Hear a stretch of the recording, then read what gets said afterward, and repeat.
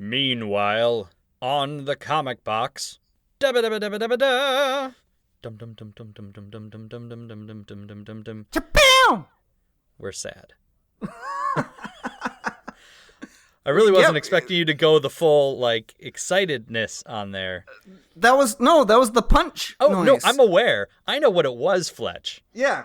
I'm not questioning what it was. I'm just questioning the use of it. I was expecting you to be like, sad man. We didn't discuss it ahead of time. It's fine. No, hey, everyone. No, shut up. Welcome to the Comic Box, part of the Geek to Geek podcast network.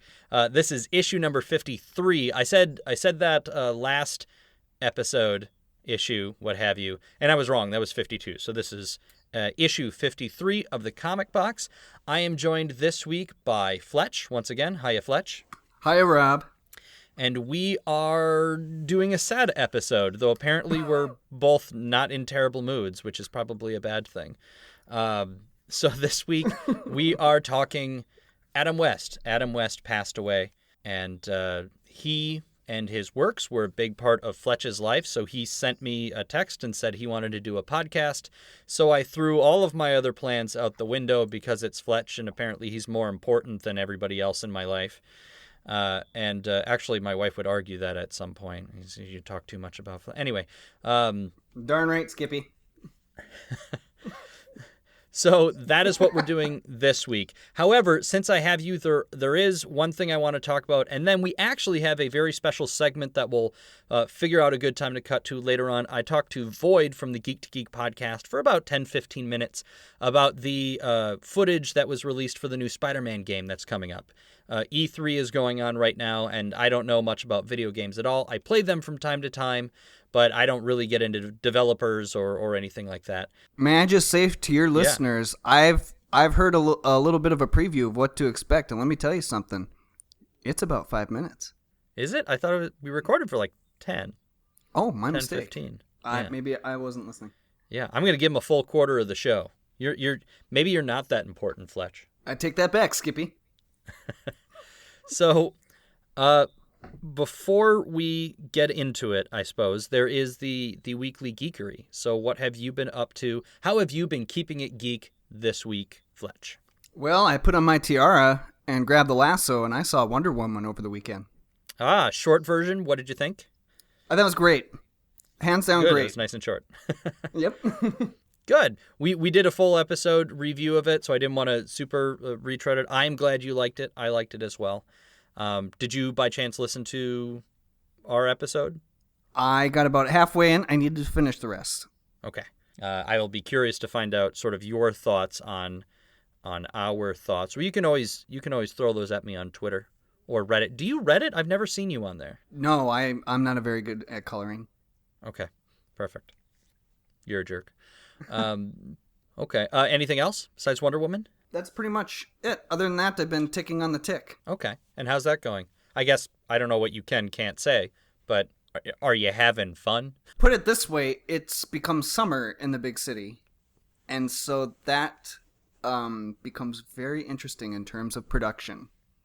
I don't think many people consider the weather or the elements when they watch one of these programs or anything, and it's definitely become something that stands out in my mind as we move along in production, that put this guy in this massive blue suit, and it's already 100 degrees outside. What is it like inside that blue suit? Fascinating. Sweaty? A bit. Moist? Just moist? I'm just glad I'm not in the costume department.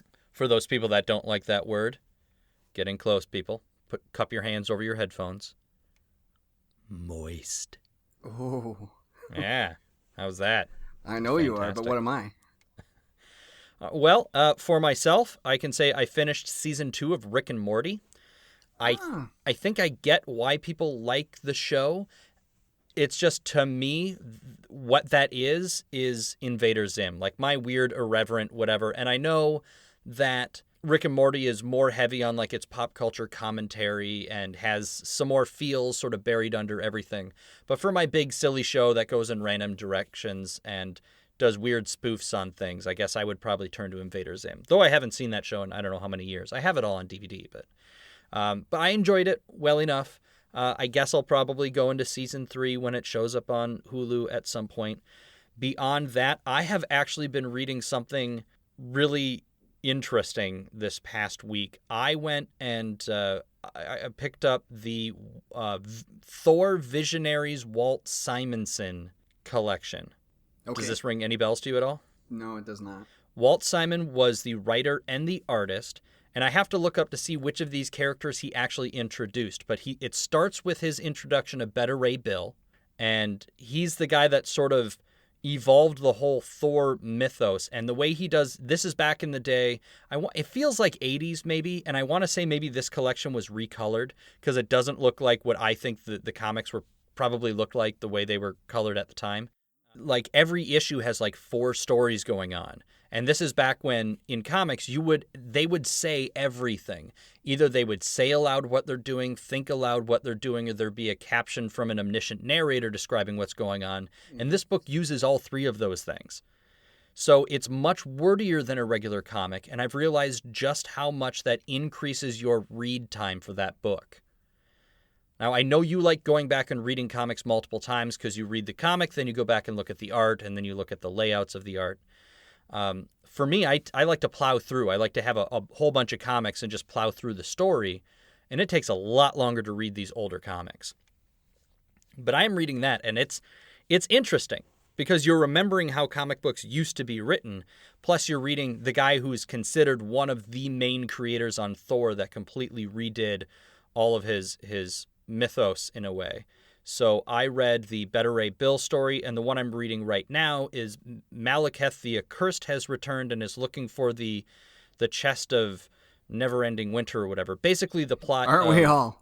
You're right. Basically the plot of Thor the Dark World is pulled from this set of comics. So I have those, and I look forward to reading those. And then I read Trees Volume 2 on the Hoopla app, and that was okay. Like, it's still kind of an interesting book, but I don't really know where it's going. And I feel like maybe I'm just not a huge Warren Ellis fan. Oh, that's fair enough. Well, getting back to Thor, you said you're finding it interesting now, but when you first were diving into it, was that the initial reaction? Like, oh, this is a different take? Or was it kind of a slow burn? Like, oh, I'm kind of getting into this kind of format? No, I think the slow burn is happening right now. Okay. Originally, it jumped straight into the Beta Ray Bill storyline, and I was already familiar with that character because I was a big Marvel Cosmic guy in the 90s, and Beta Ray Bill was, if not a huge part of it in the center, like those were the days when Thor was kind of a space character alongside Silver Surfer and stuff. Right. And around the days of like the Infinity Gauntlet storyline and then the Infinity stories that followed. I was reading Silver Surfer around that time. So this is just me sort of being like, oh, I wonder what was going on in Thor. So I guess it must be late 80s, early 90s. And so this is the storyline where he finally sheds his identity of Donald Blake. It's just decided that it's not worthwhile for him to have it anymore. He doesn't really need an alter ego. Odin decides he has kind of learned his lesson. So instead he transfers that power over to Beta Ray Bill's hammer, Stormbreaker, so that he can look like a normal person. Because when I say Beta Ray Bill, do you know who I'm talking about? Do you picture that character? Yeah. Okay. So that is not actually what his race looks like, at least in this original run of the comics. They're more humanoid in appearance, and the reason he has that weird horse face thing is due to all this genetic manipulation and cybernetic manipulation they did to him to make him this champion of their people in order to defend them against these space demons. And eventually he fights Thor, wins in a fisticuffs battle against Thor, and is meant to receive Mjolnir as his prize so he can take the power back and use it to help his people. And eventually Odin gives him his own hammer, and then both he and Thor work together to save Beta Ray Bill's race. You know who I think should play Beta Ray Bill in the movie? Who's that? Steve Buscemi. I agree. I think that voice coming out of Beta Ray Bill, there's nothing more heroic in my mind. Make it happen, Marvel. Yeah, that wasn't sarcasm at all. No, I want to hear Steve Buscemi's voice. Was he Amish? I don't know what that is. Hammer's ringing, dude. Oh, I know what else I nerded out. I rewatched Doctor Strange now that it's on Netflix. Oh, what did you think was that second time around for you? It was the second time. Actually, no, I watched it on an airplane flying back from California not too long ago. Mm.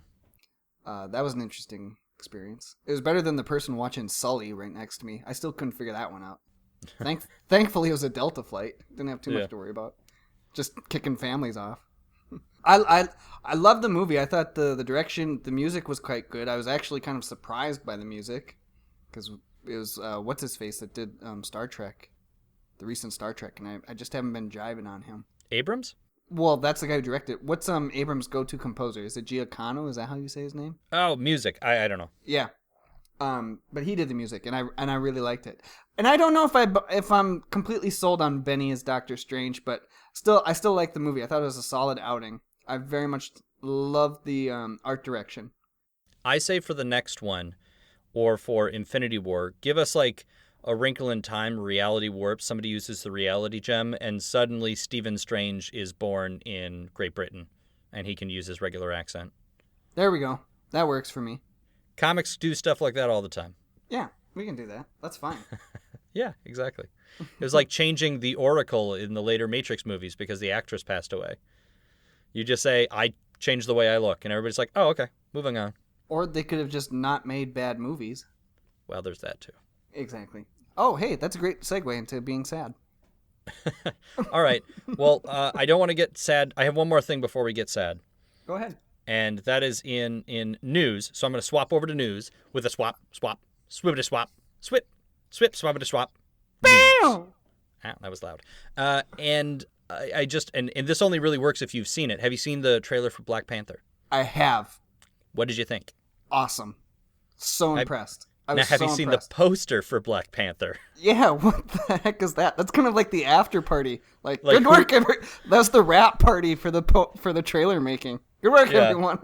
Just Photoshop that dude's face onto. Yeah. Yeah, they didn't do a great job with the poster. Leftover sets from Thor. Yeah, though I will say I do worry the very end of that Black Panther trailer where he's doing the big flip onto the car. I'm really hoping that's unfinished CG and that gets tweaked a little bit for the movie.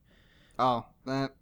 Because it didn't look very good to me, and it kind of bugs me now where that's like the go-to for trailers is they have to show this big, like the camera twisting around somebody as they do this incredible thing. Mm-hmm. But when the character is computer generated, like you're not impressing me. It just means somebody hucked a camera to somebody else and then you just... Ooh, Chuck knows an algorithm. Yeah. But like, I don't know, that whole amazing stunt isn't an amazing stunt when I can clearly tell that it's animated. You know what I mean? Yeah.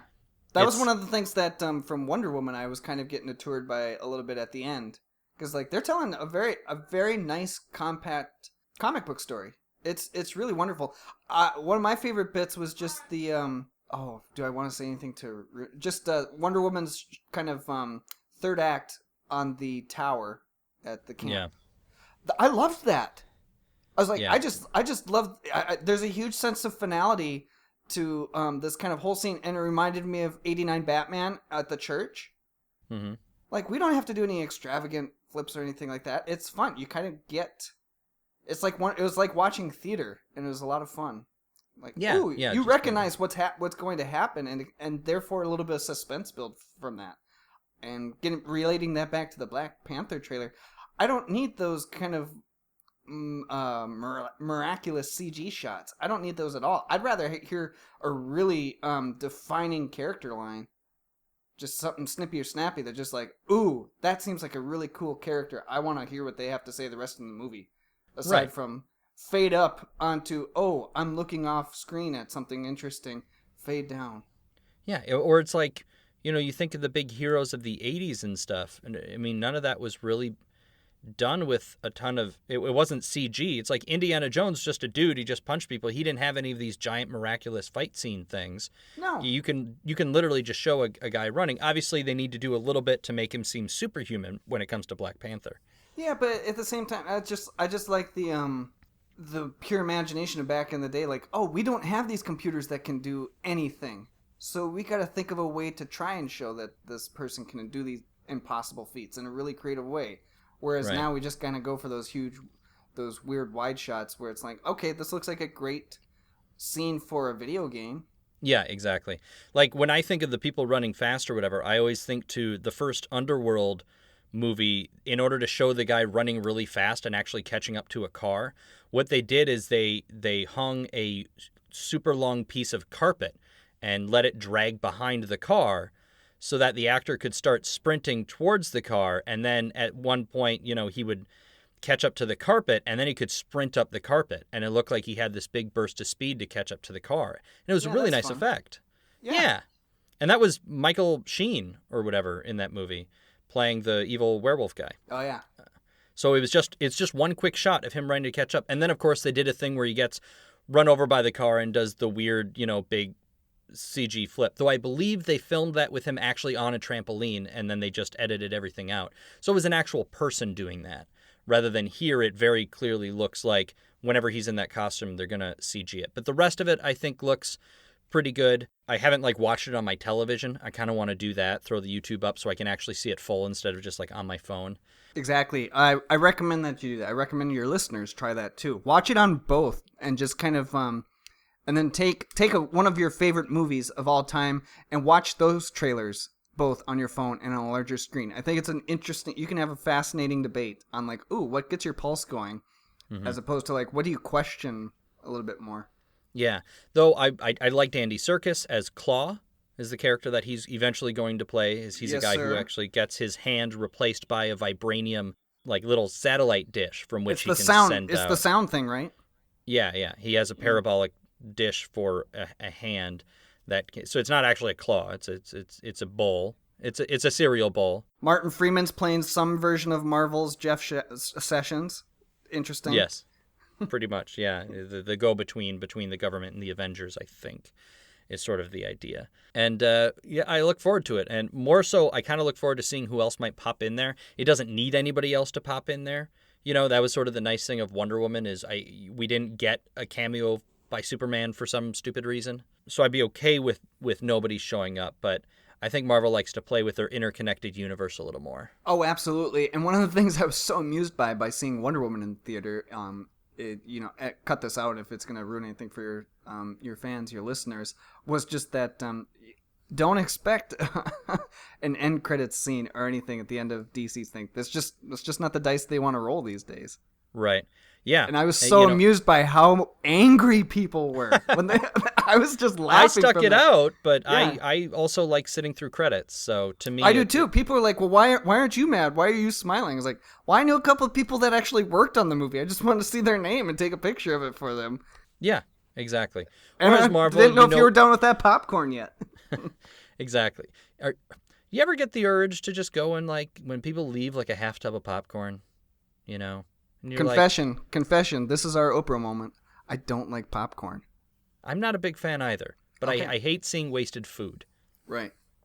Anyway, yeah, whereas we know Marvel is definitely going to have the stinger. And the real thing that I am super curious to see how they're going to pull off in Black Panther is Stan Lee in blackface.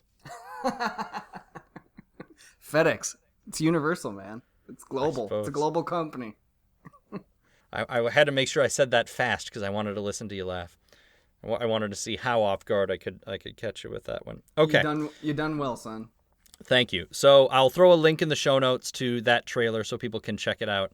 And then I have the piece with Void and the Spider-Man thing. Do you want me to do that now? You want to cut to that now, and then we'll come back and tackle Adam West? Yeah. I suppose we shouldn't tackle him. I mean, he's kind of... It'd be much easier now. Yeah. Do a weekend at Bernie's with Adam West. Okay, so this is Comic-Con. All right, I'm going to cut to the interview now, a bit with Void, where we talk about the Spider-Man game with a ba-da-ba-ba-doo-da-thwip-thwip. Bow! All right, so I'm sure we're coming off of whatever depressing conversation I'm having with Fletch right now about Adam West, but I wanted to get this in because this came out as well. Oh, I'm sorry. Hi, Void. Hi, I'm here. It's all good. Okay. No, I know. Hooray. Fletch is, he's important. He should get first billing. If anyone that I know in real life has the potential to be Batman, it's him. So he should probably come before me. Right. So, that said, I did still want to get this. This is Void from the Geek to Geek podcast. I don't assume there is a single person listening to this show that didn't come over from that show or doesn't also listen to that show. And if you're not, there's something wrong with you. It's a good show. Thank you. But you are sort of my go-to knowledge base for all things video gamey. And we had talked about this the last time you were on the show, actually, that this Spider-Man game was coming and that I was going to have you come and review it if you got it, but I decided to pull you over anyway because E3 is going on, or is it technically done now? No, it just started today, technically. This year was really weird. Usually the press conferences start like a day before, and then they run into the first couple days of E3, and it's one of those situations where it's almost like Thanksgiving shopping, where it's like every year it gets a little bit earlier. So all the press conferences started on Saturday, and then Sunday and Monday, but Tuesday was technically the first day of E3. So today, when we're recording on Tuesday, was the first day the show floor was open, but the very last press conference happened this morning. So all the press conferences are done, but the show has barely been open. And the show goes on for how long? It's usually like 3 or 4 days, so it'll be just this week, at least through Thursday, probably through Friday.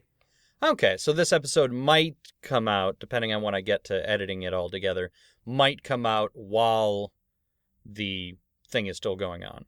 Yeah, maybe. Okay, interesting. All right, well, let's just get straight to why we're here. There's a new Spider-Man game on the way. There is, yes. I know nothing about it. You had posted on Twitter and said, watch this trailer. I watched the trailer. It looks to me very much like a cross between the PlayStation 2 Spider-Man 2 game, which didn't actually really have anything to do with the movie, but kind of. And like the Batman Arkham games and that sort of idea of having multiple options in a situation of how you want to handle it, jump in and fight, or do like sneaky things from above and from the corners. And that is literally all I know. So what can you tell me about this game? So it is a PlayStation 4 exclusive, which in past years that wouldn't have been such a big deal. But honestly, like this year and kind of a little bit last year, it's gotten to the point where like almost all the games out there are just cross-platform, like PlayStation 4, Xbox One, PC, maybe on the Switch. It depends on like what the game is, but most of them are cross-platform. This is a true exclusive to PlayStation, which is a huge deal for PlayStation. I'm sure that Sony paid a lot of money to develop this game and get the exclusive rights to it. And they're working with Marvel very closely on it, which is also one of those things that it's like, oh, okay, they're probably looking to make this an ongoing relationship. It is not related to the movies. It's not part of the Marvel Cinematic Universe. It's kind of its own standalone Spider-Man game. And it looks like the setting is, we're getting like adult Peter Parker, as far as I can tell. And then they also hinted, I don't know if you watched all the way to the end, but they hinted that Miles Morales is going to be in it too. Maybe not as Spider-Man, but he's there. Mm-hmm. Yeah. Yes, I did see that. Okay, cool. And I think your comparison is really good. That's kind of what I landed on too. It looks like it is doing for Spider-Man what the Arkham series did for Batman, which is to say kind of bring it into the modern age, make it really cool, and just make you feel like a superhero. Like a lot of those older games were very gimmicky, very one note, not fully realized worlds. And this looks like an open world that has web slinging and a lot of really cool traversal. And traversal for me is like one of the things that's the most important in an open world game, because you spend so much time going from point A to point B and it needs to be fun. And this is web slinging. You know, they said that they spent tons and tons of time making it kind of like physics based, and where you shoot a web onto a building is actually going to impact how your web slinging happens and like how Spider-Man moves throughout the environment. It looks like it has a ton of potential. Okay. But is it actually going to be open world? Because what we saw was clearly a mission. Yeah.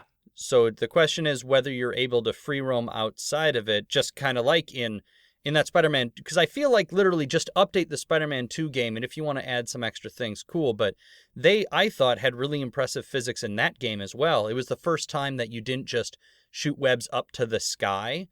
You know, in other Spider-Man PlayStation games, you could literally stand on the top of a building, shoot a web straight up, and it would hook onto something up there. Yeah. Whereas Spider-Man 2, it depended where you sent your web to hook, and if you did nothing, eventually you would just sort of be hanging there, and then you would need to either let go or use the joystick to move yourself back and forth long enough to have enough momentum to swing again. Yeah, and like none of the Spider-Man games since then have really done that. They all moved away from that, and people constantly hold up Spider-Man 2 as like the best Spider-Man game for a lot of the reasons that you're talking about right now. So Also Bruce Campbell. yeah, so even though it's kind of like going back to some of the concepts from that game, it's a big deal because they've been away from that for such a long time. Like there's a lot of mobile Spider-Man games.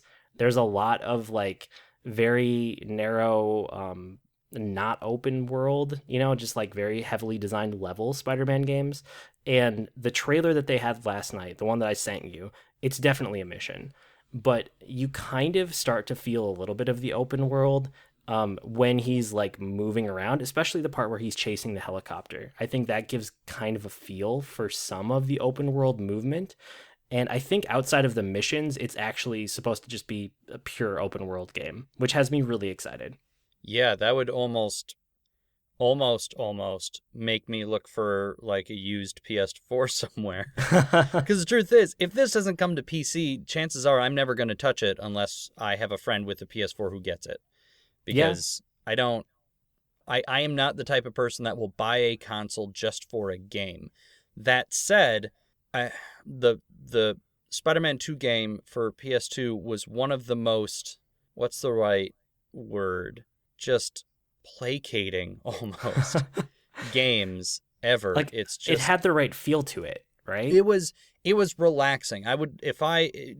Good day or a bad day, there were evenings, because this is when I was in college that I had this game. When we were in college, rather. It's actually when we were roommates, when you were living above me and I was down in the basement of the house. I would throw in Spider-Man 2 and I would just swing. And I might have a movie on my laptop or something, or, something else, some YouTube videos or just music.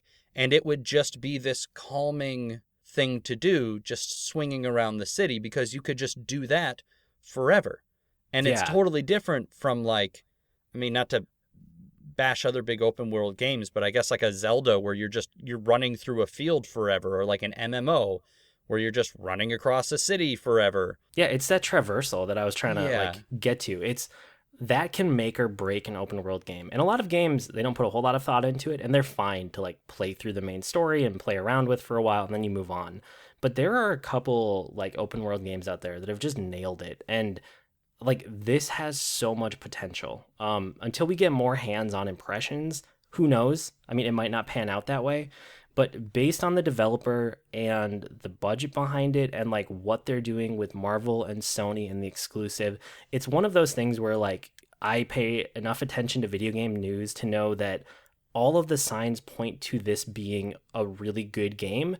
And if we're ever going to get a great open world Spider-Man game, like this is our best shot. Like if this doesn't happen, it's never going to happen with the developer and the budget and, the backing that this game has. Like I can't see them releasing this game without it having just fantastic open world stuff in it. So I know that Sony Entertainment owns the rights to Spider-Man to make as a movie. I have to assume because they're different media that those rights aren't necessarily tied together at all. Yeah, it'd be a different deal. They are. And, Marvel has been a lot more loose with their video game licensing than they have with like anything else. So I'm not exactly sure where this falls, but I guess the thing that makes me most hopeful for it is the money behind it. Whereas a lot of the other games were going through developers that were like not really high tier developers. They were just kind of fine, but not great. And the games reflected that. They gave this to a very, very good developer with a huge budget behind it. So it has more momentum than any of the other Spider-Man games as of late. And now, who is that and what have they done in the past? Because I knew with the last one we had Activision, which to everybody at the time meant Tony Hawk, which was perfect because that gave you the open world game thing. Yeah, it is Insomniac Games.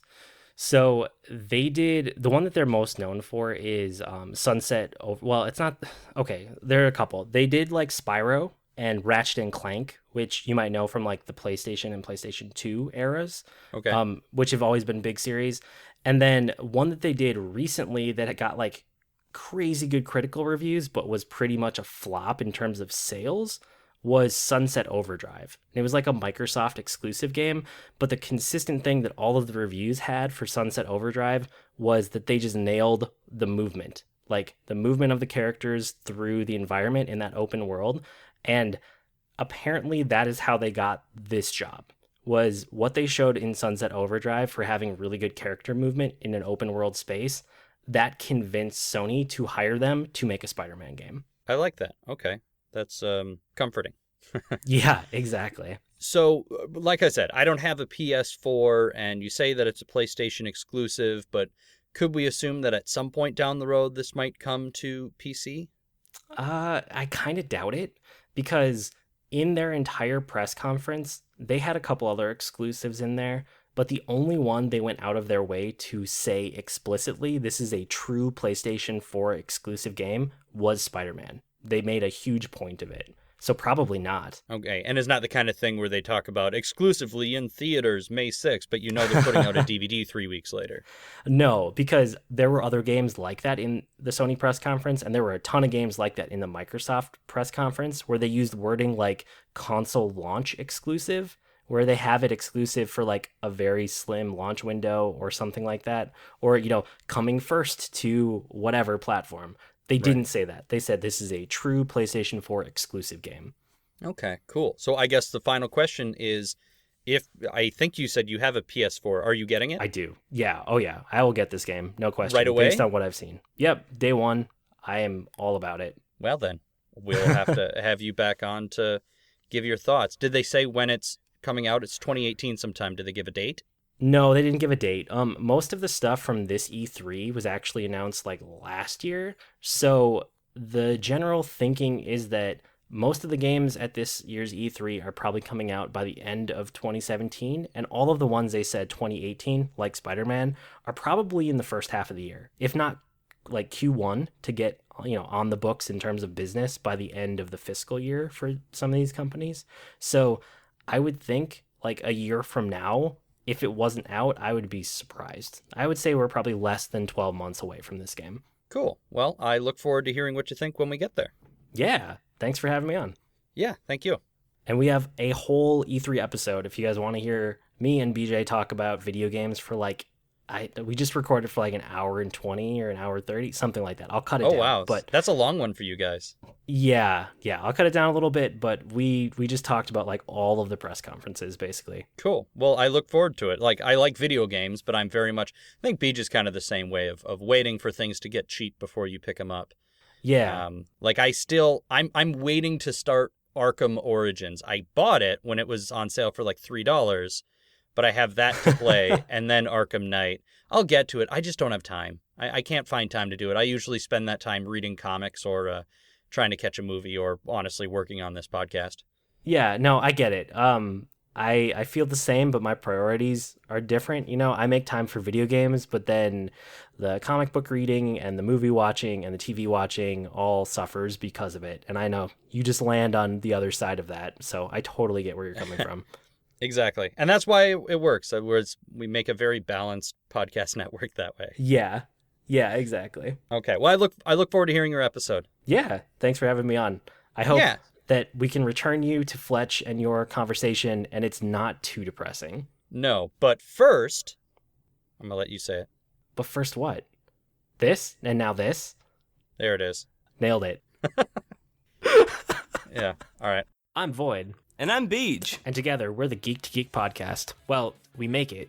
It is kind of us, but I guess it's separate. Every week, we pick a topic from geek or digital culture and chat about it for a while. And you're invited. We talk about books and movies, games, comics, the internet. Or really whatever we feel like. Yeah, that too. So look for the Geek to Geek podcast on iTunes. Or wherever your podcasts are sold. Or downloaded.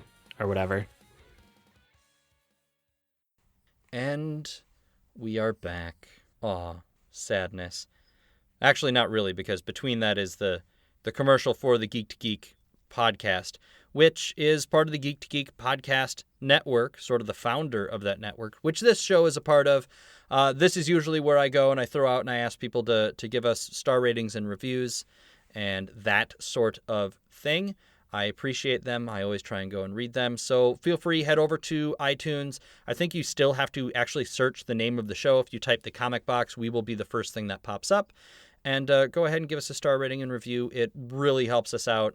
And since we don't spend any money to advertise the show, that is the best way to help spread the word. Vote from your heart, not your mouse. Also that too. But I mean, use the mouse to click the ratings. It's and probably going to reviews. help a bit. But Yeah, that's a good thing. Anyway, in that bit with Void, we talk about how depressing everything is because we didn't know where we were going to plug it into the show. But our topic of the week this week is the passing of the great Adam West. For many people, he was their first Batman. I don't know that still at this point their Batman. I think probably some older people. For the rest of us, we've had so many Batmans, both animated and live action, come and go in the years since. But he was on the 1966 live action Batman television show, and that pretty much was his life. After that, he just did lots of conventions and things, and then later on managed to get sort of a second kind of, I guess, acting renaissance as a voiceover actor, most famously playing himself in Family Guy, or a version of himself, Mayor Adam West in Family Guy. And then there was, did you ever see, I saw this on YouTube, it was Saving the Batmobile with Adam West and Burt Ward. I have seen it. It's the misadventures of Adam and Burt. Yeah. It's Return to the Batcave. I have seen it. I've watched it on YouTube probably 3 times. Is it worthwhile? Yeah, some of the jokes in there are pretty good. And I know they have the guy that played the Riddler on there, right? I don't know what I should share because there's kind of a lot of there's a lot of happy nuggets that you happen to stumble across. Okay. All right. Well, you were the one that requested to do this episode, and we're already about a half hour or more into it. So I kind of want to shut up and just sort of let you talk. Why did you want to do this? Why are we here, Fletch? I just needed somebody to hold me, and I figured that your listeners could do that somewhere. So if you want to tweet out my address, that would be much appreciated. Oh, of course. No, it was a funny thing because I woke up on I think he passed on Friday night, so I woke up Saturday, and unfortunately I was pretty busy over the weekend. So last night I kind of took a moment to kind of reflect, because in my bedroom I actually have hanging the Life magazine from 1966 when the show was, I think the show premiered in January on ABC if I'm not mistaken. But my great-grandparents actually kept this Life magazine from 66, and it's one of my favorite things. And when you look at the picture, it's Adam West in the original bat suit, jumping up into the air. It's kind of this goofy pose, and he's got this smile on his face. And when you look at it, it just embodies what I think he called the bright night. And it just makes me so happy. And you mentioned earlier, before we kind of dove into the pool, that for a lot of people, Adam West was their first Batman. And I just kind of wanted to get on some kind of platform and say, I hope that he becomes most people's first Batman, because he definitely was for me before I got Michael Keaton. And what he just opened the floodgates. It was just a wonderful introduction to the character and the possibilities that could exist with the character. Who knew Batman could be so funny? And Sure. What a great thing. So I am very much looking forward to introducing my niece and nephew to the 60s show and the 60s movie with Adam West, just because it's just such a great thing to share with your friends, your family, because it just can speak to so many generations at once. I think the newer stuff kind of it's more of the adult oriented. It's kind of the places you wanted to see the property go, and they went there. But I just love that the 60s show was able for everybody. It was something for everyone, and I really love that, because I think today our media and entertainment, a lot of it is guided. It's a lot of it is made for a certain type of fans. It may not reach everybody. Just address the diehards and everything. This one, it brushed the right strokes, and I was so happy to discover it at such an early age. How about you? How did you come across it? It has to be reruns as a kid. Because I remember, but like when the '89 movie was coming out, because that's when I remember that they were re-airing them. It was the lead-in to the movie being released back in June. Sure. Well, the fun thing about me was I'm somebody who went to college for film. I mean, I went to college to do TV, but I ended up getting a film degree as well while I was there. But growing up, I wasn't allowed to go see movies. I think part of it was money. I think part of it was religious. On my mom's side, there was some conservatism there, and just the idea that movie theaters weren't the place that you took children. I think I didn't know this. Yeah, and so we had VHS, like we could watch movies, but we didn't go out to movies. I didn't really start doing that until I was in high school. I mean, on a regular basis, I should say. Mm-hmm. And so I did not see the '89 Batman in theaters. Granted, I was 4 years old. We did have a VHS of it, and I remember I used to be terrified, like you said the last time we talked, of Nicholson's Joker, but not of his Joker. It was the scene where his hand comes up out of the pool of acid and turns. I used to think as a child there was an eyeball at the end of one of his fingers, and I think it's just with the fingernail and stuff. This is me as a kid. But I had the Batman action figure where you could remove Batman's cowl and armor and boots and gauntlets, and then he would be Bruce Wayne wearing a turtleneck. It was my favorite toy for quite a while as a kid. But no, I'm sure I came across like Saturday morning. I guess it wouldn't be Saturday morning. Those were exclusively for cartoons. A thing that doesn't exist anymore, by the way. But come across reruns every once in a while of the old Batman show. And I couldn't tell you how many episodes I watched. The one I remember very distinctly is them being trapped in a giant hourglass filling up with sand. And remembering the bat shield that they would have, that they would open up with gunfire. And really liking the Riddler.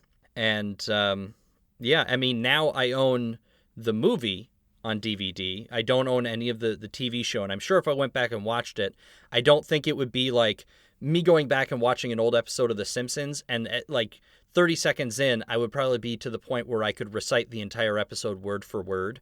I was not that with the 66 Batman, but I watched it enough where I was a big fan of Batman. And there is a photo somewhere of me in a Batman, or rather, what was it? We had a Batman costume and a Robin costume, and for whatever reason, the Robin costume was larger. It was like, I don't know that it was made for my older brothers, because I feel like that was made for me, but I might be wrong. I might have gotten Batman, and maybe my brother got Robin, but I was a Robin fan from the get-go. Partially, I'm sure, because it was a guy with an R on his chest, but I've always loved the sidekick. I never wanted to be the hero most of the time. That's just not the role I always picked for myself. It's always as the helper and the supporter and the person who, gets the other person where they need to go. So I was never I want to be Batman. For me, it was always, I want to be Robin. And I guess part of that is that's the way Robin was designed as well, was to appeal to kids. That's so fascinating. Yeah. Of course, the Robin costume we had pants. I think that's an important thing to point out. That my mom, my aunt didn't make, just give me a pair of green underoos and say, go have fun. I guess we grew up in very different households. Yes. Yeah, absolutely. But no, so I loved it. And that might have been my first introduction to Batman. And then I still have some of the original Batman comics, some that don't even have covers on them anymore, which were just random issues from the 80s. And then, of course, then there was Batman and Batman Returns and all of the toys. But no, I'm fairly certain that when it comes to video, that Adam West was my first Batman as well. I have very early memories of seeing Batman on television. And can you remember, Robin stood out in that, but what do you remember about Adam West's Batman compared to what we get, what audiences would get today? I think the most important thing is how he holds himself and how he acts as Batman in the show. Now, I don't know if the things like use proper grammar, Robin, and always buckle up before we do if we're driving down the road and these sort of life lessons, I don't know that those things stuck. It's possible. I think it was more of this very dignified way that Adam West performed Batman. You know, it's this very sort of calm whatever versus, say, a very extreme and angry Christian Bale type of Batman, or the very dark and insular Kevin Conroy performance as Batman in the animated series, or Michael Keaton kind of being all over the place between his I'm kind of brooding and then I'm let's get nuts, scene. Michael Keaton. So I think each one has very much their own place within cinema history. And I think it's also fair to say, I'm sure there's people that hated Adam West for what that show did to Batman. Now, it wasn't that show's fault, but it was during a time where comics were starting to slide towards the grim and gritty. You were heading towards Dark Knight Returns, You were heading towards the much more angry, violent Batman in the comic books, while at the same time, the show is hearkening back to, like, the golden age of giant props and wacky villains. But at the same time, too, I think it just came at a perfect point in American history, too, because you just had this massive explosion of, like, youth and possibility with, like, the Kennedy administration. Unfortunately, that's cut short. Mm-hmm. And so we come into the 60s. I think, you're onto something there. It captured kind of what it had and the possibilities that could be. It was so bright what was on the screen that it held your attention and just kind of, it just made for wonderful, wonderful entertainment. And the 60s were certainly an age both of heavy civil unrest and, oddly, optimism for America. While at the same time we were dealing with the civil rights movement in the 60s, you were also dealing with the space race and the idea of going to the moon and these types of ideas happening sort of at the same time. So I think it was a good example of that too, because it kept itself corny and it kept itself, slightly psychedelic, but at the same time it was trying to do these silly little life lessons that were done corny, but children don't pick up camp. No. So to them, that's just Batman. But no, I totally wanted the bat poles, and I wanted the Shakespeare bust with the button on the inside, and I wanted the big red phone that flashes when somebody calls. And I absolutely, today, I love the Batman 66 Labels Twitter account. It's a wonderful Twitter account. Where all they do is upload pictures or GIFs and sometimes videos of just showing how everything on that show was so clearly labeled in giant block letters. And they all had everything had a ridiculous name. And just one of my favorites was the Alphabet Soup Analyzer. Yes. And I usually retweet some of those on my personal Twitter. Oh, I do like a mad cat. It's just insane. Yeah. But when it comes to Adam West, I will say there's the stories that I guess Burt Ward told a lot about how prolific they were in their day and how much the ladies enjoyed the company of Batman and Robin. And I don't know that I see that. I don't know that I see how, outside of just being a big TV star on a show that blows up, that translated to sexy. To me, it was this very dignified and campy, very straight-faced role. Is there something I'm missing just as a straight guy that I'm not? Couldn't tell you. It's the same boat. Yeah, but I don't know. Like, is there something that you picked up from Adam West where you're like, that's the kind of man that I want to be? Well, if anything, funny. Without being deliberately funny. Exactly. Yeah, you're not. How it's amazing because I never thought until kind of recently because for those who don't know. I think it was for my birthday or some kind of, I don't know what the celebration was, but you gave me the first season of the 60s show on DVD, so I popped those in not too long ago. And I always remembered the villains having the time of their lives on the show. They had such great lines. They were wacky, they were insane, they were crazy, they would make you laugh. But as I was rewatching the show, I'd listen on Adam West, and I was like, my goodness, The guy is carrying the whole show on his cape, and he's probably one of the funniest characters ever on the screen, and you didn't even notice. I just love that kind of magic trick he pulled over on you, that, you're rooting for Batman because you've got this pre-built notion of this, but he just created a wonderful interpretation of it that there was never a wink to the camera, really, anything like that. He just said he found like a couple of the core principles of Batman and just played them so earnestly, and it was so funny. I think I was telling somebody about how he'd go up to the bar and order freshly squeezed orange juice. Yeah. And I was like, that does sound like the most badass thing to do as Batman. Plus, I think the big thing when I think of Adam West as Batman was the consistency Yes, of well his played. characterization. I can't think...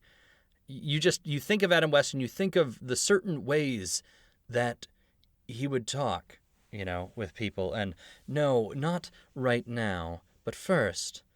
It's not to the level of like a William Shatner, but the way he would take those pauses and deliberately deliver every single line with such determination. Right. And then the other thing I always think of is he must have hated his gloves. Because in my mind, when I picture him standing there talking to, O'Hara in the police station or whatever, he's always messing with his gloves. He's always adjusting his gloves. I don't know why that's the image in my head, but that's the image in my head. That's pretty funny. I was listening to Burt Ward talk about it, and he says one of the things that he found most amusing was if you look at close-ups on it, you can see that the cowl is actually making him go cross-eyed. Oh, yeah, all the time. And It just doesn't quite fit right. That's funny. No. Speaking of doesn't fit right, that was the one thing that always bothered me about the costume was the belt. I was like, that thing is pretty much above his belly button. How is that a belt? Well, it was the style of the time. Apparently, yeah. It was amazing. Gotta have those high-waisted pants. So That's I how was- you know you're respectable. I expected them to have I expected Burt Ward to give out the kind of commentary he did, but one person I really wanted to hear about from, just to hear her thoughts and everything, Julie Newmar Newmar is Catwoman. Yeah. She is Catwoman, without a doubt. Michelle Pfeiffer she's the movie Catwoman, but Julie Newmar is Catwoman. No question about it. And her scenes with Adam West was the best. I always thought that Julie Newmar was the smartest person on the Batman show. She was the smartest person without a doubt. Second after that would be Adam West. Though, didn't they have two Catwoman? They had actresses? three. Lee Merriweather played Catwoman in the movie because Julie Newmar was doing something else. Right. And then Eartha Kitt came along and did it. Right, and I feel like a lot of people see Eartha Kitt as a more definitive... Well, she's got the name and she's got the kind of got the prowl, but going back and watching it, Julie Newmar is so funny in it, and she's the way she delivers the lines and just kind of the look in her eyes too. She's on to the entire joke, and I just think that she's the smartest person in the room when you look at her delivering all these things. The only thing that hinders is she's a criminal, so it's probably not going to work out, but she's still the smartest brains. Yeah. Yeah. Because Batman had an answer for everything except for Catwoman. And it was just amusing to watch that play out. And then there was also, of course, Batgirl as well, which was always a treat because you knew in the opening whether or not you would get Batgirl in that episode, right? Because they would show the drive-by. Yeah, and that was always kind of a fun thing to look for. And I liked the team-ups with was it Van Williams or Van Johnson that played Green Hornet, and Bruce Lee with Kato. Yeah, I don't know that I ever saw that episode. I remember seeing an episode of Green Hornet because I remember the whole car flipping over and that sort of thing. But yeah, I don't know that I ever saw that episode. Van Johnson. It was Van Williams. Okay. I don't know where that one came from. But no, it was just amazing. I just really got a kick out of Adam West's performance. And it was just nice to see that everybody loved it, that he would come back to it. You'd see it in the animated series back in the 90s. And then there'd be some subtle references, maybe on Family Guy. Or, well, definitely with the Simpsons episode. The Pure West comment is just wonderful. Yeah. And they actually reiterated that. I saw somebody posting, I guess, a time that he was on The Big Bang Theory. And he said the same thing. I saw this one. I saw that too. Yeah, about them having muscles on their costumes, and he didn't ever have to do that. But yeah, and it's been fascinating to listen to him over the years because his interviews, I think, would state that, yeah, at one point I think Batman was a hinder on his career and everything, but then I think he just found out the love that people had for his interpretation of it and just figured to embrace it well, and it just seems like he's been the happiest man on earth ever since. Yeah, every interview, or not interview, but every other podcast or everything that I've ever heard of somebody talking about him is just how nice he was to his fans and how genuinely excited he was to meet them and talk to them, and how gracious he was, understanding that they were the thing that was, keeping him making money. And yeah, I think once he really embraced it, I think Family Guy must have had a big part of that as well, of embracing. I think he probably recognized that people West. they're not screwing around or joking with him. Like, no, you don't know how much you helped shape who I am as a person. Yeah. By your performance on there, like, I grew up with you. You babysat me. Pretty much, yes. Yeah. And you helped me. You helped form me as a person. And so, I think Julie Newmar made some quote like he was the father he always wanted, or we always wanted, or didn't know we needed, kind of thing, something along that line. She said much more eloquently and probably more sexy than I did, but the case in point is made there. It's true. And then I was actually, speaking of that, the TV show that I'm working on now, the executive producers and the creators, they have a picture with Adam West, and I saw that the other day, long before Mr. West had passed, but I saw a picture of that, and so I went up to him and I said, I saw the picture of Adam West, you have to tell me about that story, because I just see the look in your guys' eyes, and like, these are true fanboys that are they've met Zeus. Yeah. So tell me about the Thunderbolt. And they just said it was great. Like, we were so nervous to go up to him, and like, we're in our 50s, we're in our 60s, and here we are nervous to go up to Adam West and just like, Mr. West, can we take a picture? Sure, boys. Let's do it. So is it going to be a regret in your life not ever having met Adam West? That's a good question. Because I think really about this a lot as far as like aging rock stars. I'm a big fan of classic rock and stuff, and the idea that as bands, eventually have to retire or the people pass away, it's like, I'm never going to see Joe Cocker in concert. I'm never going to see AC/DC in concert. And, coming to grips with some of the music that I enjoy, and not being able to do that. I'm usually not a big on meeting a celebrity, because I'm very much I'm okay just respecting your work. And I know that you are not your work. You are a different person from the person that I see on screen. So for me, it's more hearing a musician play live, because then you're hearing them play rather than what happens at the studio. You're more than the 60 minutes I heard on your album. You've had a little bit more life in between. Right. Well, it's not just that, but also, the passion that comes out of somebody when you perform live. Exactly. It's funny you brought that up, because I had been thinking about that.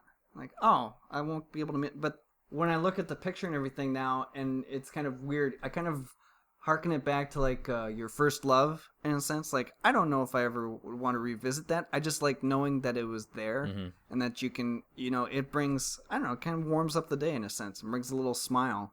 So I don't think that magic could ever trying to contain that into an actual moment in the future where you would come across that person again, or whether it's your idol, former loved one, what have you. I don't know if I would want that or need that. I don't think I really do. I like knowing that, that happened, and I'm very grateful for everything that did happen and what it gave me. Right. And I mean, I think it'd be a picture you would enjoy, but I always think of it like, what do you say when you meet a celebrity kind of thing? You're just like, hey, you had a big impact. And I guess it's the ability to say thank you, even though for them, they must hear that a million times a day. And while I'm sure every single time they hear it, it's still very important, they all blend together. They're not going to remember you. I went to a Bruce Campbell book signing, and I'm a big, Bruce Campbell fan, because I'm a big Evil Dead fan. And and he was super nice, and he stuck around, even though he was supposed to have left an hour and a half earlier for a screening of his film, was the other reason he was there, which was not a very good movie. But sorry, he wrote and directed that one. I hope that was your opener. Yeah. I hope that was your opener. No, I hadn't seen it yet, because I was screening there. I Loved waited you. for The DVD. movie? But, it's just a couple of words between you, and he signs your comic book or your book or whatever it is. There was a guy in front of me who brought a chainsaw, fake chainsaw arm that he had made himself, showed up in costume. And it's one of those, like, you showed up in costume to come and say hi to me. Like, I'm flattered, but I don't know what to make of this kind of thing. And I've even been standing there and seen that firsthand, where I got a friend who's a musician, and I've been standing next to him when somebody came up and he said, hey, I just want you to know your music helped me stay alive. I was in an incredibly depressed state, and I was thinking of killing myself, and your music helped. And he wasn't really sure what to make of that. Like, he was super generous about it and talked to the guy for a few minutes. Mm-hmm. But then you're sort of like, I don't know exactly how to respond to that. So even if you had the chance to meet him and to say whatever it would be of the, I want you to know, I own this and and you're so excited because you're like a 5-year-old kid suddenly. And they're like, that's really great. Thank you. Mm-hmm. And then whether you're let down by that exchange or not. Yeah, that's an amazing thing to consider, because I think I had one of those moments with one of my actual idols with Letterman. I didn't know what would actually happen if we ever had a conversation one-on-one, but I did happen to have one of my David Letterman moments that truly was amazing. I still hold it dear. And then that's one of my favorite gags about Letterman was he could never get anybody's name straight. He would never remember it. Mm-hmm. I love that. And he and I almost collided underneath the Ed Sullivan theater stage. He used to run before the going out, or maybe he was just late to that taping or something, but he was running in the hallway, and I was running back from an errand for the writers, trying to bring them a script, and we almost collided in the hallway. And so I jumped out of the way, and here he is with his off-colored socks and his immaculate dress suit. I don't know if he was wearing the double breast or anything, but you could tell it was Letterman. You had the arms just going slicing through the air, and he's wearing his glasses, and you just get the, whoa, watch it, Lenny! And I just said, that's all I need. I don't need anything more. I clocked out, went home. That's nice. Yeah. And the writer's lesson. So when it comes to Adam West in that sense, I don't know, maybe if he would have driven by in the Batmobile or some black Cadillac and just give a little finger wave or something like that. Exactly. That would have made I'd be like, that's my moment. That's all I wanted, was just a little moment where we don't need a conversation or anything, just a recognition of, yeah, we know each other somehow. And I think those are so much better than standing in line for 3 hours and paying $150 to take a picture with somebody. Oh, absolutely, yes. It's not it's not a forced moment. It's just how great is this that the fates, whatever happened, what have you, decided, yeah, you know what, we're going to connect these two. They're going to cross paths today. They don't know it, but how fun will that be? Right. And it is. It's such a sweeter ride. That's nice. Yeah, no, I totally agree. Yeah. So looking back then, because obviously for us, Adam West isn't so much Mayor West, on Family Guy or the other roles he's played. He's Batman, to us. Yeah. What's your takeaway then? I mean, when you look back on the legacy of Adam West, for you personally, what is it? I think it's all about originality. There was a role that so many people had a preconceived notion of what to expect for Batman, and he just kind of gave it his own. It was a huge risk take, and I mean, you can make fun of it all you want, but he owned it. At times, maybe he didn't like it, but eventually he owned it and he stood by it. And it's a wonderful legacy that he left. Yeah. It's just nothing but happy, good times. It was the same thing with Johnny Depp in Pirates of the Caribbean, I think, if I remember correctly. As soon as he started acting and he put on that accent and waving around and acting kind of drunk and slurring a little bit when he talked. And what really made those movies, his playing that character in such a dedicated manner that I guess the producers or the executive producers at the studio or people at the studio, someone wanted to pull him off the movie and stop and replace him, or they wanted him to stop doing what he was doing. He's like, just trust me. I have a take. I have a thing I want to do. And it ended up, they're on the 18th movie now. Right. And they created a whole pirate culture thing. I have a friend who she cosplays in a group that just go out and do pirate things. I don't think that's from, Muppet Treasure Island. That's because of the popularity. Oh. I know it's a great film, but it's because of the popularity of the Pirates of the Caribbean movies. And the reason those movies were so popular, I feel, were in large part due to Johnny Depp saying, I'm going to do a thing. And I think that's the reason that Batman really took off as well, is because it was campy and everything else, but throw somebody else in that role that would not have been so diligent in their ability to go both over the top and also keep it extremely reined in at the exact same time. Right. It's a very... what other actor can you really liken that to these days? I feel like Philip Seymour Hoffman was able to do that from time to time, or a William H. Macy. People who are able to play a straight man, but you can tell how much they know exactly what they're doing in every body movement and the way that they speak. Yeah, very, very controlled. Well, it's almost like Adam West was Chaplin with audio and a cape. Yeah, in a lot of ways. Or like very Buster Keaton. Yeah, so in control of his instrument. Mm-hmm. And I think that's a very rare thing. And then the amazing thing, too, is Johnny Depp has been playing Captain Jack, almost 10 years? Maybe even longer? I don't really recall. Adam West played Batman for, 4 yeit's only 3 seasons. Yeah. And then lots and lots of car shows and mall openings. But it's true. That's what they did. But, well, I know that they did that, but I mean, that's just kind of amazing, the longevity of that. And not too many characters did that from the 60s, were able to survive that, or survive that long. Yeah. Batman and the Beatles. I think the Beatles they couldn't even make it that long. The only one that's able to kind of catch up now is Bond. Yeah. And they had to rely on different actors for that. Yeah. No, absolutely. And I used to have the VHS tape that I think I watched more than the Batman movie or even the 89 Batman, is I had Holy Batmania, the VHS tape that talked about the culture surrounding Batman that started in the 60s and how the product tie-in is really what did it. It was merchandising helped that explode. It was the same way that you would have crazy merchandising for, RoboCop, which was supposed to be a film that was a comment on the ultra-violence in American cinema, and then it becomes this like fan favorite. Oh, sweet, it's a cool robot. Like, we're Americans. We didn't catch the undertones. We just like that it's a cool robot cop. And then suddenly look at that toy. I'd buy that for $1. Exactly. So now there's suddenly toys everywhere, and then you had like that awful cartoon, the RoboCop cartoon, and then you had a RoboCop versus Terminator video game, and then you had the RoboCop sequels, and eventually I'm gonna have to YouTube the cartoon. I don't remember that. Yeah. I don't think many people do. Like there was the guy that got the acid splashed on him and he melts and he dies. Well, the toxic waste guy. If I remember correctly in the show, those are like the bad guys. They get spilled toxic waste on them and they just look ugly now, and then they're the bad guys. Or something of that nature. But the point I was making is it was before the 80s when you deliberately had cartoons that were just to sell toys, but you had this character, and because it was so bright, like it started, I mean, they advertised in color because a lot of people just had black and white TVs.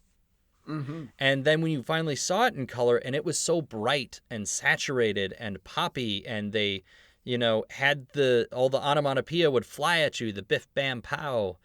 And then you could sell literally anything with Batman on it, and people would just eat it up because it was this wonderful, bright-colored thing. It's what you're seeing now with the Marvel movies, where, granted, yes, we've been doing them for, 30 years, and there's 50 of them.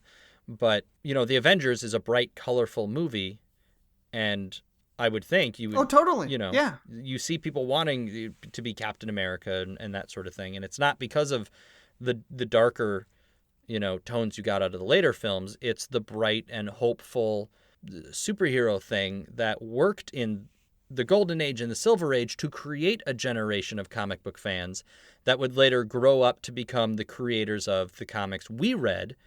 And then the people our age are now out there making the new comic books that are being read still by people our age because young people don't read. Get on that, young people. Go read comic books. Rob, who do they have to email to get a transcript of this podcast? I'm not typing that out. Very good. I'm not doing that. But it's a funny thing to consider, too, that I was just thinking as you were making that point that, like, I wonder what that'll be for the generations below us. And I'm wondering if Robert Downey Jr. is going to be kind of take on that mantle with his Iron Man. And they are below us. Let's not be mistaken. We are better than young people. As without question. As every generation is. We are better than people that are younger than us. Yes, I would say it's probably Robert Downey Jr. I mean, I think Chris Evans is going to have something in there too, and I think Hemsworth is going to have something in there too, where people will pick their favorites as they go. But yes, he's the one with charisma, and people are drawn to charisma because that is Captain Jack. And that's what West had. Yes, he was pure charisma on a level that I don't think any Batman since has been able to muster. They've each handled the character in a different way, or some it feels kind of like more of the same, just not done as well. Looking at you, Val Kilmer. Oh, I like Kilmer. I mean, don't get me wrong. I do too. I just liked him more in The Saint. And from what I heard, he likes catering. I don't know. Well, he did for a while. He slimmed down a bit. Oh, good. I'm glad to hear that. Yeah. You know, it's funny you bring that up because people ask me just the takes on the movie Batmans, and I'll say, it's an interesting relationship I have with them because I'll say like Christian Bale, fantastic Bruce Wayne. Yes. Hated him as Batman. Okay. I really didn't get him to his Batman. I liked watching him become like Batman Begins and everything. Perfect. Dark Knight, yeah, it was great to watch his struggle with that, but wasn't too into The Dark Knight Rises. Clooney was, they put a cape on George Clooney. Yeah. And gave him nipples. Yeah. Val Kilmer, I think he was kind of clueless, like, I don't even know why I'm here, but all right, we'll do this. Yeah, like I like Val Kilmer. I just don't know that I liked him as Batman. Yeah, I mean, I really wanted to like him, but I just don't think he was as into it as we were hoping he would be. Sure. I don't think that the Joel Schumacher movie was exactly the right Batman for him. I would have liked to have seen him as a villain. I don't know what villain. Oh, that's interesting. You know, make him Man-Bat. I want to see him as the scientist. He would have been a great Two-Face. Yeah. Yeah, I think he could have pulled that off. Yeah. Michael Keaton, I loved his Batman. I really loved his Batman. If you're going to go the opposite end of what Wes did, Keaton did it for me. Sure. And it was surprising that the funny guy from Beetlejuice was able to pull it off. Well, I think he harnessed the fact that in Tim Burton's Batman, the whole point was he was somebody with severe mental issues. Like, right. he wasn't really ever played off as a sane person in those movies. You know, he had crazy tech all over the place because, you know, he was sort of paranoid, keeping a watch on everybody at all times, sleeping upside down. And I think the whole point of Batman Returns... Which I still try to do that, and I can't figure that one out. Yeah, but I think the whole point of Batman Returns was looking at people with mental illness. I think you're onto something. Because that's literally every character in that movie is sort of what they're looking at. People that have different types of issues there between... and a lot of people keep forgetting that the villain of that movie is Christopher Walken. Like, the Penguin's there too, but he sort of becomes a tool of Christopher Walken, and then it flips around the other way. He's manipulated into everything. He was going to do some bad stuff, but mostly was, you know, stealing wallets. Yeah. And blackmail. Yeah, but it's just the idea that that's that Batman. He's the guy who smiles, straps a bomb to you, and shoves you down a manhole, and then it explodes. Like, we're pretty clear on what Batman's doing in those movies. So when people talk about Batman not killing people in Batman versus Superman, yes, it was very gratuitous in that sense, but let's not forget the actual cinematic history of the character, A, and B, the actual history of the character, where he does use guns in some of his very first comic book appearances before they work that into the thing. And I wonder if Snyder's just doing that in general, of starting everybody off in a place we don't really like, and then maybe Batman will get to the point where he decides he doesn't want to use guns because he learns a better way, and Superman becomes a more hopeful character after he's resurrected, or that sort of thing. But who knows? That's neither here nor there. I'm sorry, I'm taking everything away. We're talking Adam West, and we should really start wrapping it up. We're sort of hitting our time there. Oh, sure. Yeah. Do you have... That's fine. I had 5 guys today, so I've probably only got 8 minutes left on my heart. Okay. So you'll be missed.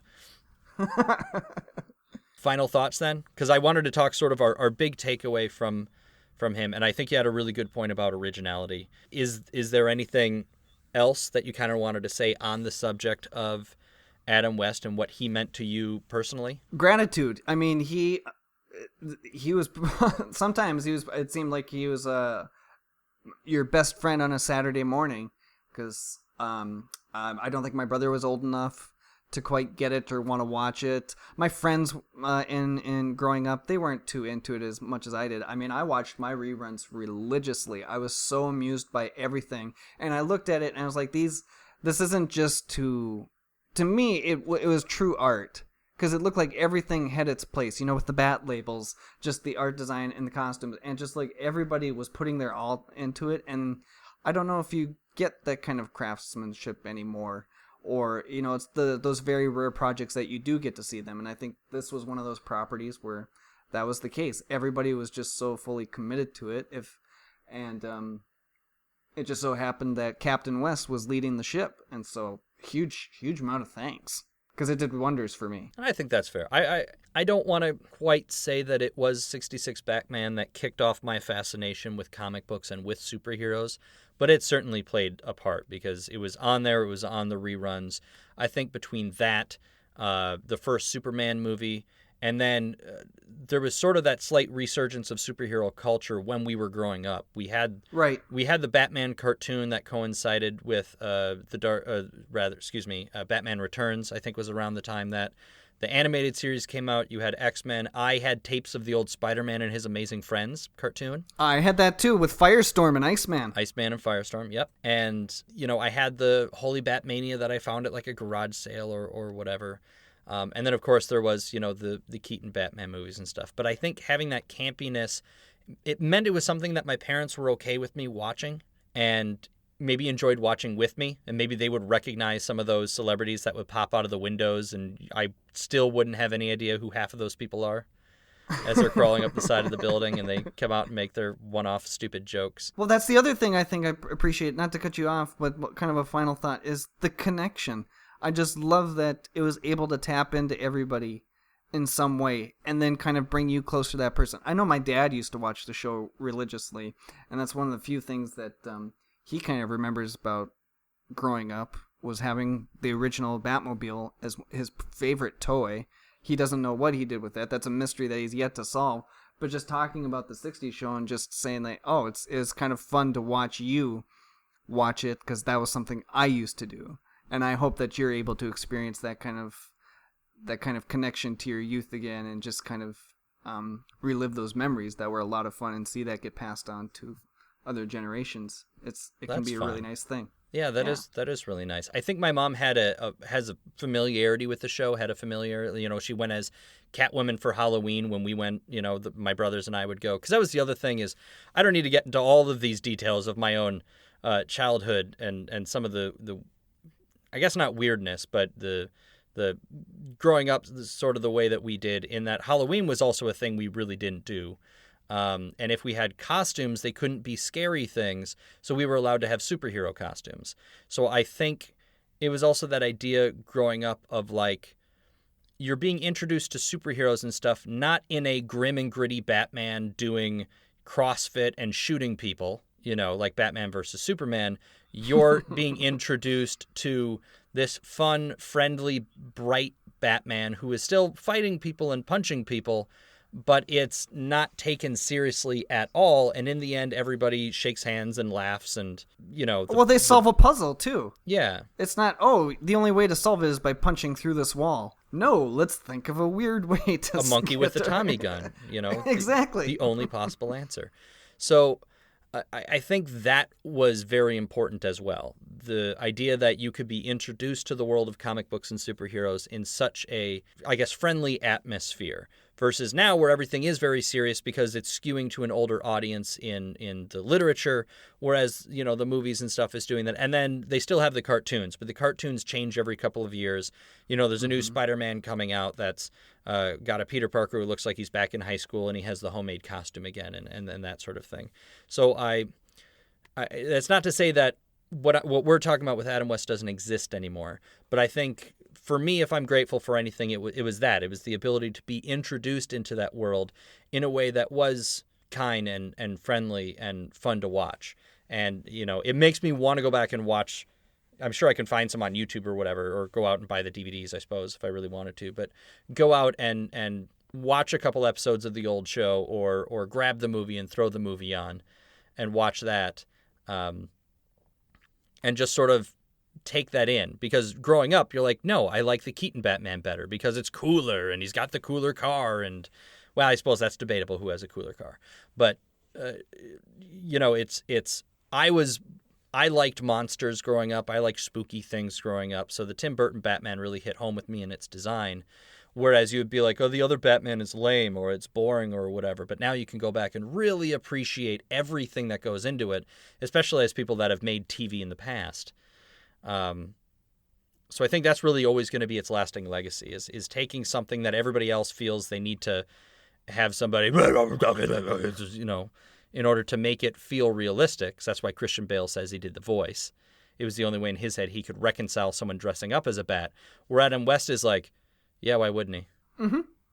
And I'm going to wear an ascot when I don't wear the bat suit. I'm that kind of guy. If you're the kind of guy that wears an ascot when you're just hanging out at home, you're the type of guy who go around town in a bat suit. Well, the best, too, is how eager he was to get back into the costume. Whereas Christian Bale's like, I don't want to be Batman anymore. I'm going to hide for 8 years. That's a People wonderful forget. point. Yeah, West was a Batman who loved being Batman. Yep. And we can thank him for that. Hear, hear. Okay. I guess that is going to be it for this week then. Fletch, thank you for joining us, and thank you for the idea to throw it out there to come on and do sort of an Adam West tribute episode. Where can people find you online? They can always find me hanging out on Twitter at the Kyle Fletcher, or you can head over to what's that one with all the Polaroids? Instagram at Fletchergrams. Do that one. Sure, why not? I will be sure to go ahead and throw links in the show notes for those. For us, what? Oh, I was gonna say if they I let happen you to plug. be in... Are you not done? Well, I was gonna say an actual physical appearance. They could, if they happen to be in the New York region, next week. I'll be performing on the Hudson River. Keep an eye on my Twitter account. I'll send you links to when the dates are available. Okay. Yeah, this should come out still this week, so you should be fine there. And by performing on the Hudson, I imagine, are you just like... It's just me in a raft, baby. I was going to say. Some floaties. You're going to hop on the ferry and start yelling at people. That I am. On the Staten Island ferry. Okay. No, I'll post the deets. It'll be for stand-up comedy. Come. Don't bring popcorn. Yeah, bring anything Batman related, and Fletch will sign it for you. Love it. As for us here, you can find us on Twitter at I always forget this, at ComicBoxCast. You can email us at thecomicboxpodcast@gmail.com. Or for longer, more in-depth conversation, you can head over to our subreddit. That's reddit.com/r/geektogeekcast. And finally, you can find out about all of our other shows on geektogeekcast.com. This has been issue 53 of the Comic Box, and I suppose we should say that you could find us here next week. Or do we have to do a cliffhanger? We should do a cliffhanger. Will Fletch do well in his stand-up performance? Will Rob remember to buy toilet paper? Will there be a plan for next week? Because right now there isn't. I don't have anything for anybody to read, because this was an unexpected episode. Go read something by Brian K. Vaughan, because I'm going to try and get Dr. Ray on, and we'll still try and do that Brian K. Vaughan episode. We'll see if that happens. Was that to me or to the rest of Earth? Everybody. Okay. Find out next week. Same comic time. Same comic channel. At your own risk. In full color. I don't know Where why are my pants? I suddenly went 1920s. I suppose that's the other thing I always remember is well, they find this. The voice. The guy doing the voiceover at then. Who's one of the producers? Yeah, William Producer. High five to us. A little hair rub on that one. Hey. Podcast high five. All right. See you next week, everybody. Oh, wait, do you do the theme song? Oh, I suppose we should. Yeah, I think we should. Do we do the